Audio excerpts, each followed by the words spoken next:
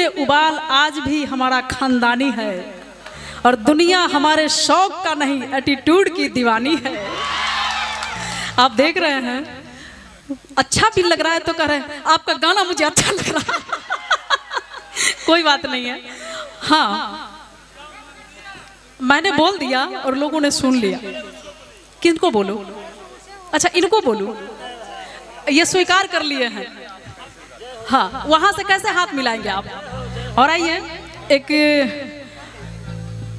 किसी ने पूछा कि तेरी जात क्या है, गौर फरमाएंगे। किसी ने पूछा कि तेरी जात क्या है, तो मैंने कहा कि मैं अपनी मिट्टी का एक निशानी हूं। किसी ने पूछा तेरी जात क्या है, तो हमने कहा कि मैं अपने मिट्टी का एक निशानी हूं, और अपनी जात बताने से सबसे पहले मैं एक सच्चा हिंदुस्तानी हूं। क्या बात है। और जी, काशी छोड़ दे, काबा मुसलमान छोड़ दे, मगर माँ नहीं छोड़ती बेटों को, चाहे जमाना छोड़ दे, चाहे जमाना छोड़ दे। और ऐसे हम भाग जाए का हो? हाँ? और ऐसे हंसते रहिए, बहुत अच्छा लग रहा है। और आइए आइए सर, आ जाइए आ जाइए।